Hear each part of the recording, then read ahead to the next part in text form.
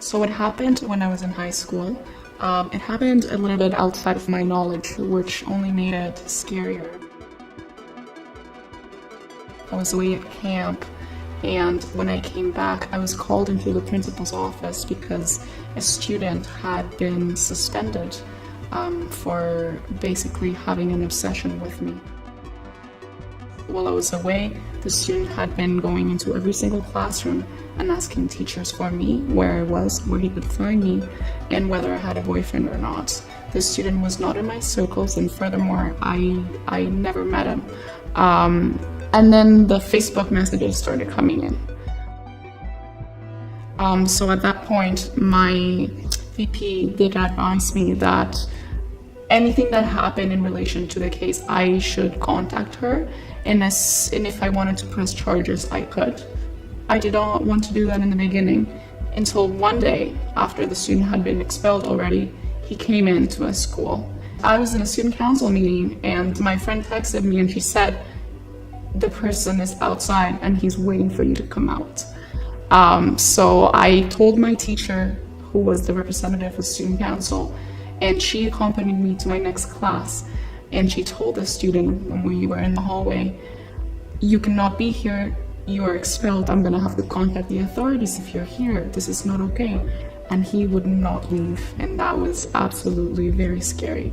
He was just touching my shoulder, telling me that he wanted to talk to me, that we were meant to be together. At that point, it was our first encounter, but because it was so impactful, I did decide that day that I would contact the police.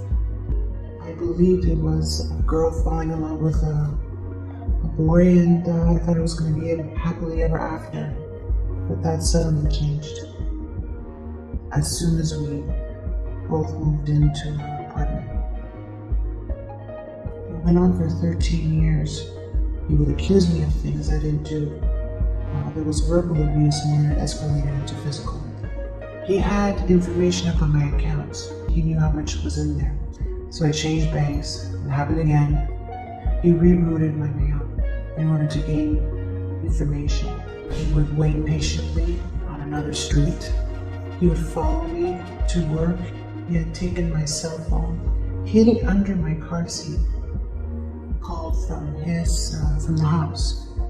He set it on that setting so it would automatically be picked up, and then he could hear what I was doing, who I was talking to. And he wanted to know my social insurance number, and to fight him was exhausting, and I did fight him, but eventually I gave it to him. Just so I can have peace. I couldn't run away. I could only leave until he was gone, like if he went to work. My life was on hold. I wasn't thinking about tomorrow. I wasn't even thinking about that afternoon. I was thinking about how to survive every hour. Criminal harassment is defined by various elements, and most offenses have what's known as the guilty act and the guilty mind, and you need to have both in order to be charged or found guilty of the offense. So the guilty act is, as you might expect, to harass someone. And there's 4 different ways that the harassing can occur. It could be by repeatedly following somebody, repeatedly communicating with somebody, watching them, maybe where they live, where they work, where they go to school, or by threatening them. Furthermore, not only do you have to harass somebody, but that person that you're harassing, the victim, has to fear for their safety or the safety of somebody else. She is the woman that is with my ex-husband now. She was very aggressive when it came to going after him. She would appear anywhere, anytime, and send me messages asking me if I was too old to get another man, or if I was gonna jump off the balcony, or if I wanted to kill myself. It was very painful for me to receive messages like that all the time. I would be at the bus stop in the mornings to go to work, and she would be at the parking lot in front of my building, or I would be in the balcony and she'll be across the street looking towards me, like with all this hate. And the last thing that she did was to put my phone number on the escort service, and I had men calling me asking me for sexual favors and asking me how much I charge and all of that. I asked a friend to look into that, and she did. We found the ad, and I went to the police, and that's where I showed the police all the messages that she had sent me, all the harassment that she had done to me, and explained to them everything that she had done to me. And the police asked me, how did I know it was her? Up to being with my ex-husband, I had no enemies. A year later, 2 years later, I still watch my back and I still look both ways before I cross the street, because I believe she's capable of anything. In terms of the mental state, what the accused needs to have in their mind in order to have that guilty mind is they have to know that the victim felt harassed, or be reckless as to whether or not they felt harassed. So they have to know there's a risk that what they're doing is harassing somebody and choose to do it anyways. So I know that's a long explanation of what criminal harassment is, but that's because it is a fairly lengthy definition in the criminal code, and all those elements have to be present before the offense can be considered to be made out. He would constantly come home drunk, very drunk. He would keep on drinking at home. He wouldn't want to go to sleep. It completely destroyed his sense of life. He completely lost touch with the reality. He was always constantly agitated, aggressive. There was some sort of argument, I can't even remember. When our oldest daughter was asleep, we started arguing very heatedly. I think he slapped me and took me by my hair and dragged me all over the floor. And I guess that was the turning point when I realized my oldest daughter is 8, my youngest is barely 6 days old, and I have to leave, and I have to leave now. We're dealing with real cases, real people. And we can talk about it here in the abstract, but it's very challenging. And a lot of these cases tend to come out of relationships. So the point is, you're dealing with not just one act, like one day, which can be bad enough, but you're dealing with potentially years of a history between the two individuals. Canada doesn't have a single organization dedicated to stalking, which is shocking to me when you consider how many nonprofits exist around sexual assault or domestic violence or even teen dating violence.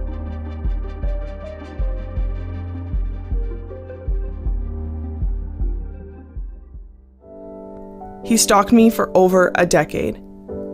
In Canada, this is called criminal harassment, and women make up 76% of victims, and 58% of us are stalked by a former partner.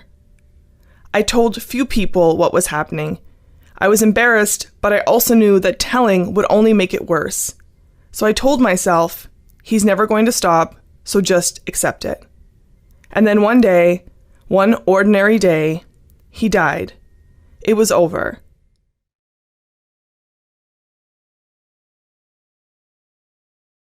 Because so few people knew, and because it's not talked about, I didn't know how to process it all. I didn't know how to heal. And to be honest, I still don't. But I talk about it. I talk about it because I know we feel alone, but we aren't.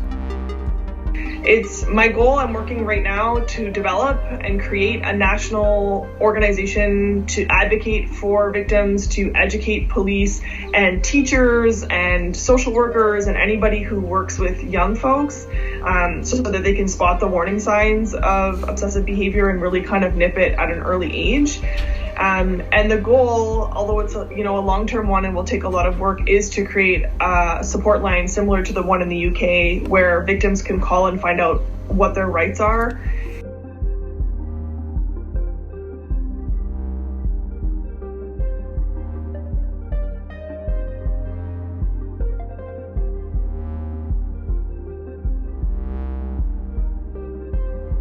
Canada, it's very patchwork. It literally depends on what city you live in, on what province that you live in. Different provinces have different laws and different things that you can do. And so it's really confusing if you're a victim and you don't know what your rights are. And it says a great deal that it's 2019 and we still don't have a single organization whose sole mandate is to talk about this. So I think that's why it ends up not getting talked about, is because it's sort of like, well, whose job is this? I'm busy doing domestic violence and you're busy doing rape stuff. So like, who's picking up the slack here and when it comes to talking specifically about stalking?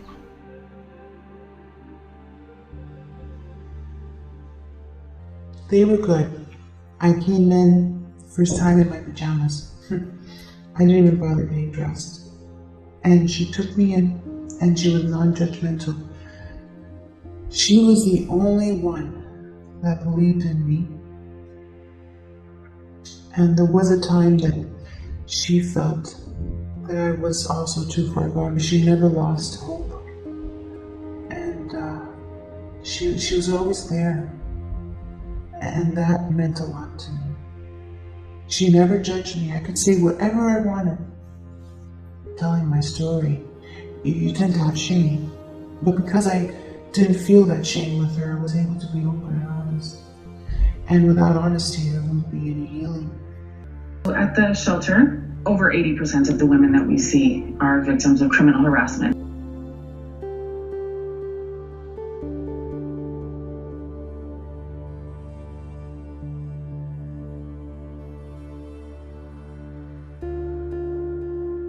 Well, we're quite helpful in supporting a woman through the process. If a woman was choosing to go the legal route of going after her perpetrator for the criminal harassment, we can help her find a lawyer.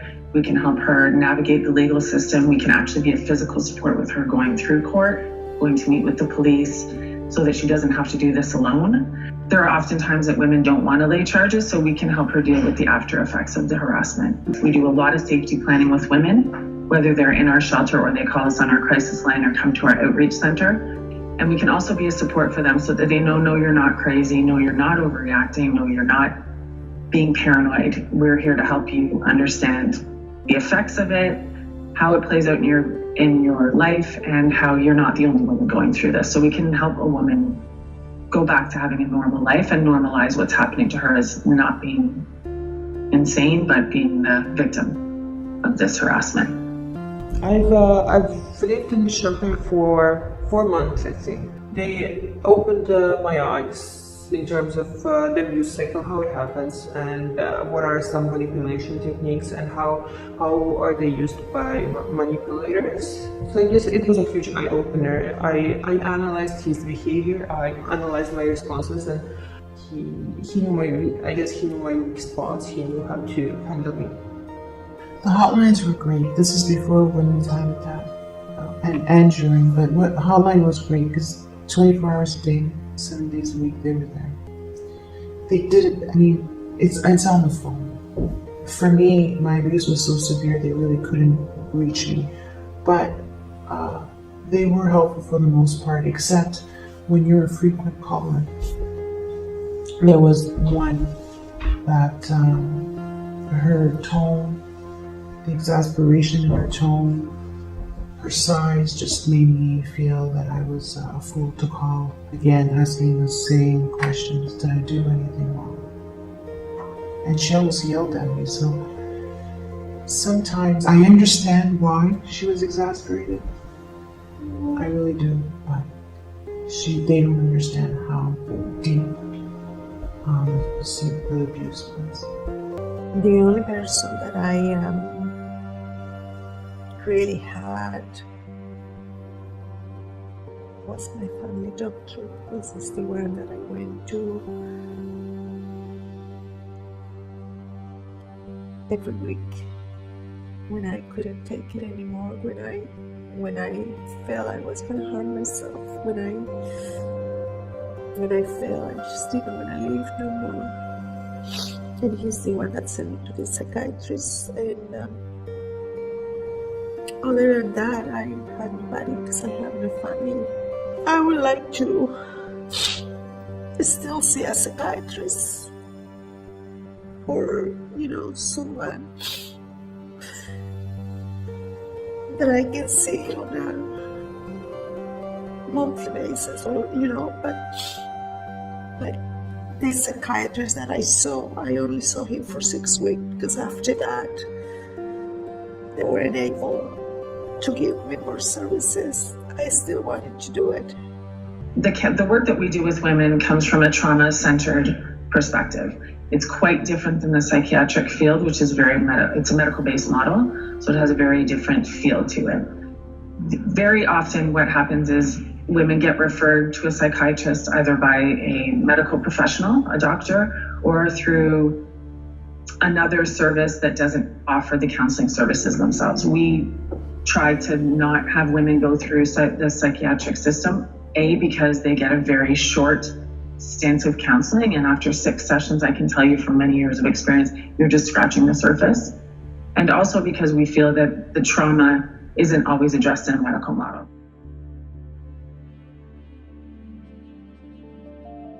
In terms of trying to understand what the victim's gone through, we won't ever get to that, and we can basically let them know. Like, this is a starting point of a long process. Generally, criminal convictions from start to finish do take a year, sometimes longer. I think starting off with, especially when I have a domestic situation, and I know it's a domestic situation, I like to tell them up front, I have a duty as a police officer. If I find out that there has been an offense that's committed, I have a duty to arrest. You know what I mean? Just getting that right out in the open, because I feel like I don't want somebody to feel like they're trusting me. They feel like they're just confiding in something in me, and they don't necessarily want that person charged. I want them to know that, because a lot of the times your victims will feel powerless, like a sense of their power has been taken away. So trying to give them some power back, giving them some options, talking to them about here's what we can do, and then it's up to you. You tell me how you want this to move forward. Here's some different options. How would you like to proceed? 2 police officers came to my house. So the police officers have asked me if I wanted to lay charges. I was at that point I was still very much under his control, so I declined to lay charges due to, I guess, emotional attachment. Sometimes people need a few days to collect their thoughts. Sometimes they need a few years to really realize the impact of what's happened upon them, and that's okay. But the moment you feel like you can, and the sooner the better, then yeah, they should go to the police and say what's happened to them. And the reason the sooner the better is that's when the police can do the most about it. So there's several different factors that we would look for when we're gathering evidence to the crime. First thing is the victim statement. So the victim could either choose to come in to give us a written statement, or preferably an audio and video statement. And then they could just tell us exactly what had happened. And then throughout their statement, they might say some things such as, while I was out shopping at Sobeys, the accused or the suspect saw me at Sobeys and said something. So we would find out the specific date and time, go back and look for some camera evidence that sort of strengthens the victim's story. So that would be the second sort of piece of evidence on top of the victim's statement, as well as sometimes there's voicemails that are left, or text messages, as well as social media posts. All that, when following the rules of evidence, can be used to prove a criminal harassment charge at court. When you do go to the police, in order to get charges laid, they want facts. They don't want to hear emotions. They don't want to hear about you personally. They want to hear about how does this transfer into a legal charge. So we can help women come down from the trauma and the emotional responses to the harassment and be much more factual and much more present in the moment, so that they can deal with this in a less emotional way. It's always going to be emotional. It definitely helps at the end of the day if victims collect evidence, either before going to the police or as part of the process or even shortly after going to the police. It doesn't mean they won't be believed if they don't bring supporting evidence, but it'll help. And so what do I mean, for example?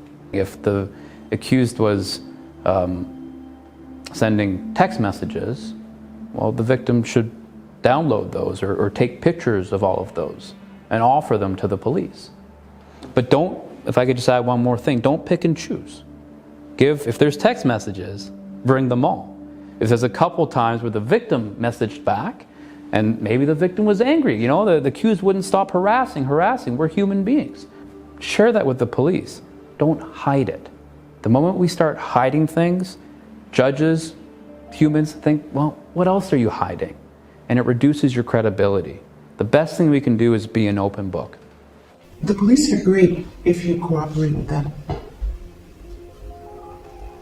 They had victim services. They called me right away and they helped me. But as long as I cooperate with them. But they don't understand. They just don't understand the psychological effects of an abused woman. They were trying to get me a subpoena, but I couldn't take it. Because that means I have to take a stand against him. And that's when it got really difficult. They don't understand how difficult it is for me to walk away. First of all, you're broken. At least for me, you're broken. Your self-esteem is shattered.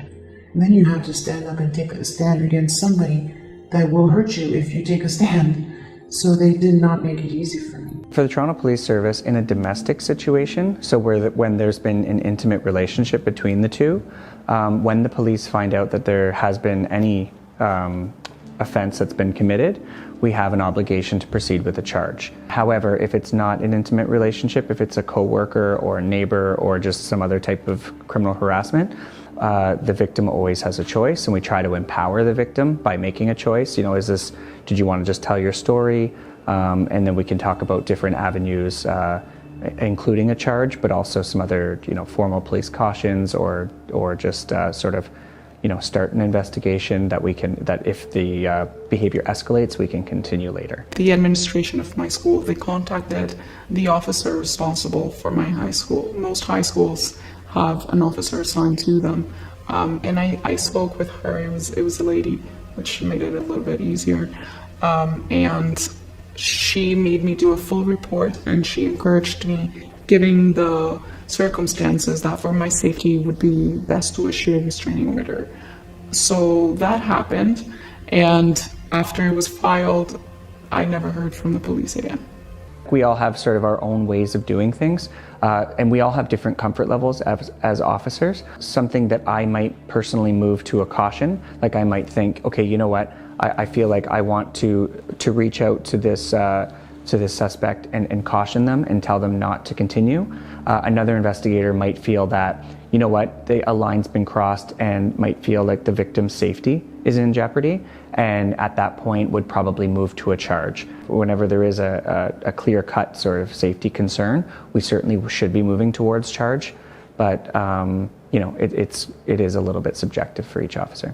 You contact the police will contact the person, and you will be all of a sudden into this person's radar again. So if it was something that just happened once, the feelings are going to come back up, and the resentment is going to come back up, and the messaging may potentially start again.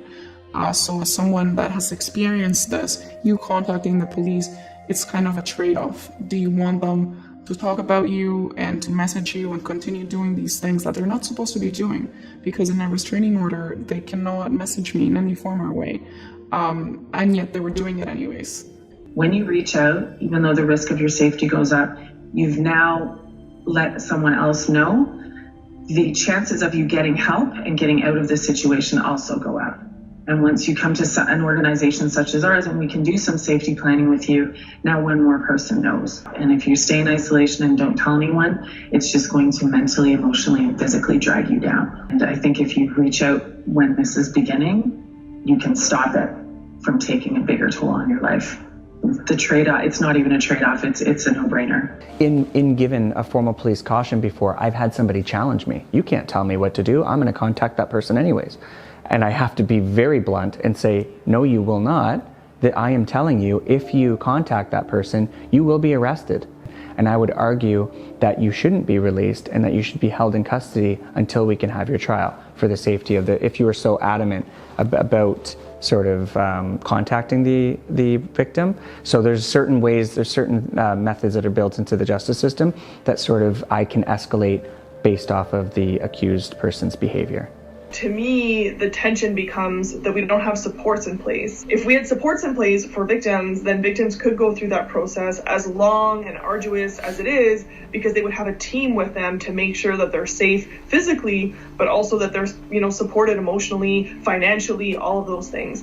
But we leave women largely out to dry, and then we kind of act like they have to become a martyr for the movement of like, well, if you don't do something, he's going to escalate the behavior and he's going to do it to somebody else. And so you have to sacrifice your own sanity, your own humanity for the greater good, when instead we could have both.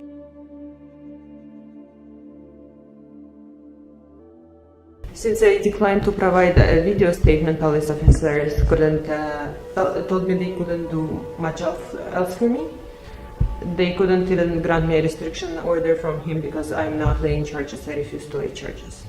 A restraining order and a peace bond are two ways of essentially saying the same thing, which is an order that's imposed on an individual, and it prevents that individual from contacting or seeing a complainant or a victim.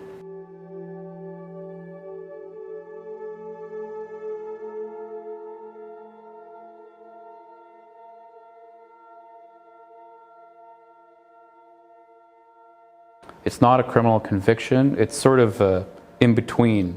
And it can sometimes be an effective way at dealing with these charges.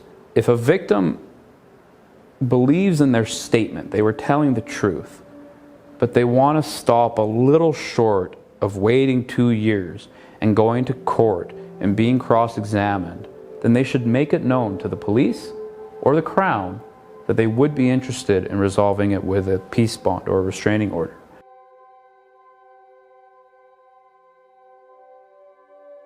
In my experience, accused persons are generally receptive to doing that, especially if it's a way of resolving the charges early in the process.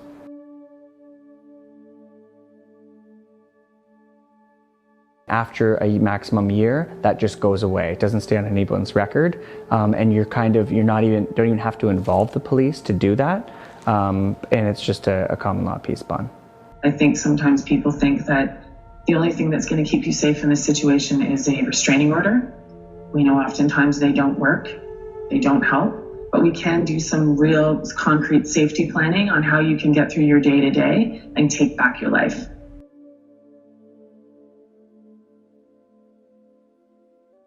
When I went to the shelter a few days after our arrival, the counselor asked me how do I want to proceed in terms of custody for our two daughters. I told them I don't know how to start, how to even initiate the process. They suggested I call legal aid, which we did. All they given me was the list of lawyers to call. That was like a huge 300 number list. I did not know who is more proficient, who specializes in which field. I was just given a list. It's just the legal system is confusing to navigate for someone who never had to deal with it before.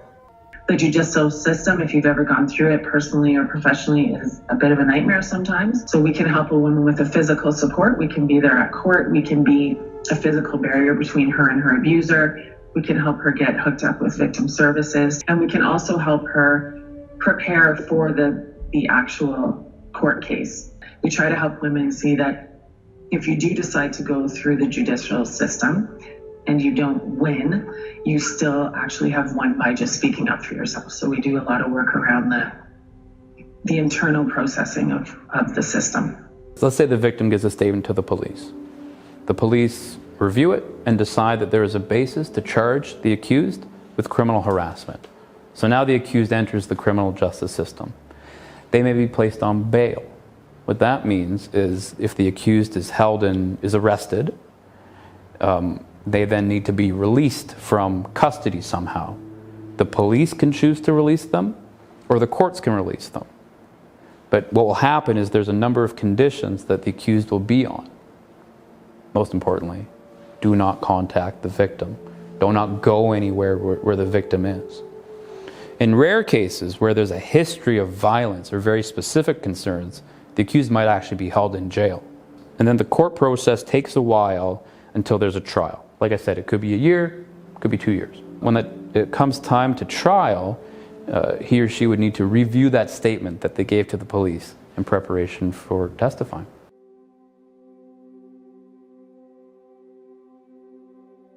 In the vast majority of cases, the victim will be in open court and they should expect the accused to be there. The victim would be asked questions by the Crown Attorney. That's essentially to understand his or her story. Why are we in court today? What led you to go to the police? Why do you feel tormented? That sort of thing. But that's not the end of it, because the defense, that being the accused, has the right to also ask questions. And they're not asking questions to help the victim, right? Their job is to defend their client. So they could be very difficult questions, and it'll go to aspects of your life that you might not have expected to be asked questions about. It's difficult, right? Because you're trying to balance the rights of the victim with the rights of the accused.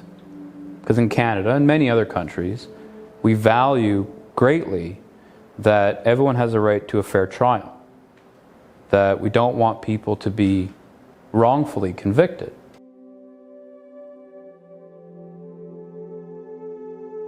I think our system is evolving to recognize that there's different forms of harassment, different forms of trauma. Our society used to be more focused on physical harm. What we are understanding better now, albeit perhaps slowly, is psychological harm. I mean, face it, going to court and having to testify is probably going to be one of the worst experiences you're going to have. Not because we want it to be bad, but because you're talking about a bad experience and you're being asked difficult questions about your bad experience. So the last thing we need is to make it a scary, cold environment. A trial is about truth, finding the truth. So okay, maybe we need to ask difficult questions to get at the truth. But other than that, it should be as comfortable as we can make it. And I think judges are getting on board with that.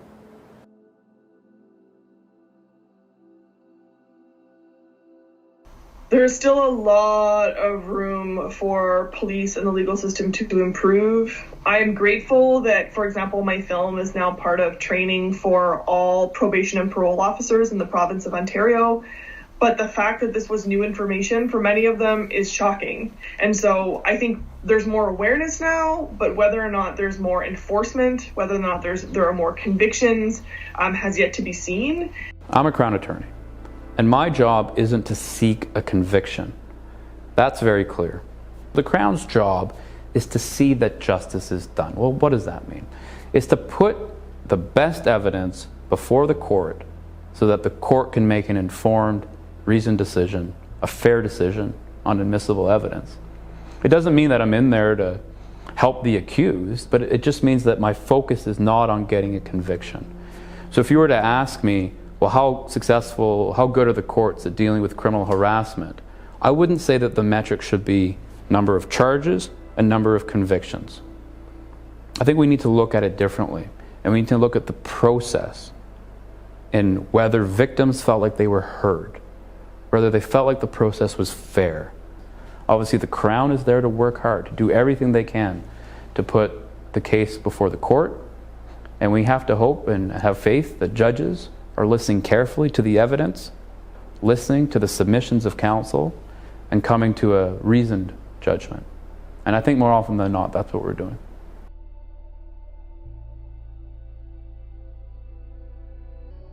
What I would like to see in the future is formation of a new organization that specifically targets vulnerable women who are in an abusive situation and who are looking to get help to obtain custody of their kids. It has to be very specialized. We can't get our information out there as much as we would like to, do the public advocacy as much as we would like to, because we're barely above water with the meager funding that we get now. With the housing crisis in the city, we have women who are staying 4 times as long as they used to, so it's changed even the work that we do on a day-to-day basis, which means also the other advocacy pieces we would like to do, we can't do as much. I personally think that every organization such as ours should get funding specifically for advocacy, which we don't, because then we can help in the prevention side. A victim comes to court, a judge knows nothing about the case, nothing. They don't have that statement that the victim gave to the police. It's only through telling the story on the stand in court that the judge learns about it. So I think that's one of the things that we could do better, is either A, using more that statement that the victim gave at the time of the offense, because that's probably the best evidence, or B, having our trials closer in time to when the offense occurred. And that's something that the Supreme Court of Canada has recognized as a problem in our system, and we are taking steps to improve upon it. It's about having a trial in a reasonable time, having it quicker. Benefits everyone, benefits the accused, benefits society, but also benefits the victim. Every case is always different. I wish there was sort of a standard black and white mold that we can use, but really every case we have to meet our victims, we have to meet our people, and we just have to, I think, try our hardest on every case and just build that rapport, build that trust. And sometimes we have victims that come to us who are not being truthful, right? Or just things aren't adding up, and we certainly can't be blind to those things either. If we have a victim come and tell us, you know, this and this and this happened, and now when we're corroborating their story, that's just not making sense, we might need to call the victim back in on camera and re-interview them about those inconsistencies that we found, right? And sometimes there's a very logical explanation, like, for example, they were embarrassed or whatever, and sometimes there's an underlying motive that's sometimes nefarious, right? So as an investigator, we really have to always be stepped back and be sort of looking at the full picture and making sure that the evidence is matching what we're hearing.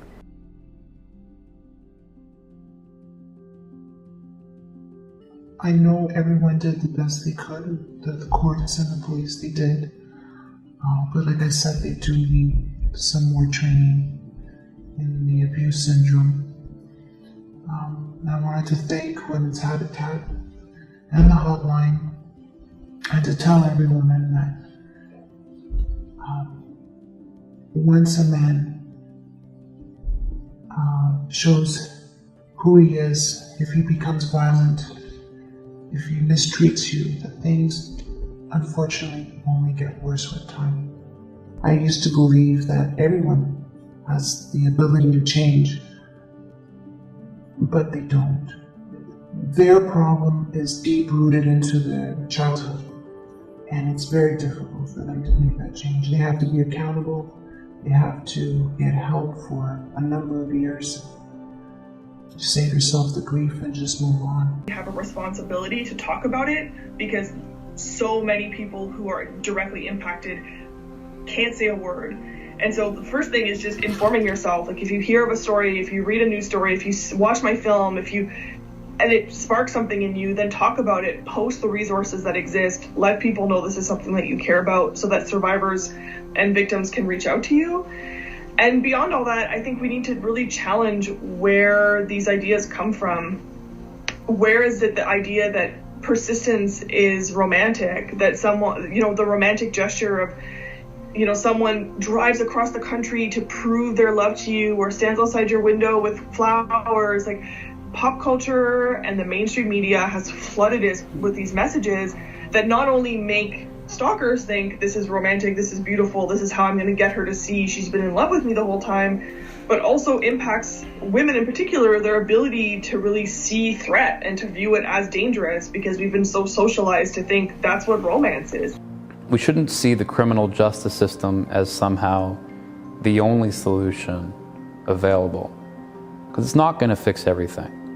And I wouldn't want the advice to be, at the end of the day, rely on the criminal justice system and nothing else. All right? I mean, you can go to the police, or you can recommend to your friend to go to the police. And people have a right to feel safe. And there's certainly other solutions out there, or programs available to help people in difficult times that might fall short of the criminal justice system. But I think it's always safe to collect evidence, even if it's not something that goes to court, even if you decide not to go to the police, because you never know what's going to happen down the road. And that process of keeping a record makes you feel empowered. that you're not a victim to just any situation that can arrive at any point in time, but that you are collecting this information, and depending on what happens down the road, you can go to the police with it. Don't stay in isolation. Keep telling someone until someone believes you. Find someone you trust. If you're afraid for yourself or for the safety of others, then call 311 and find a social service organization that will speak to you. Isolation is what keeps victims of violence.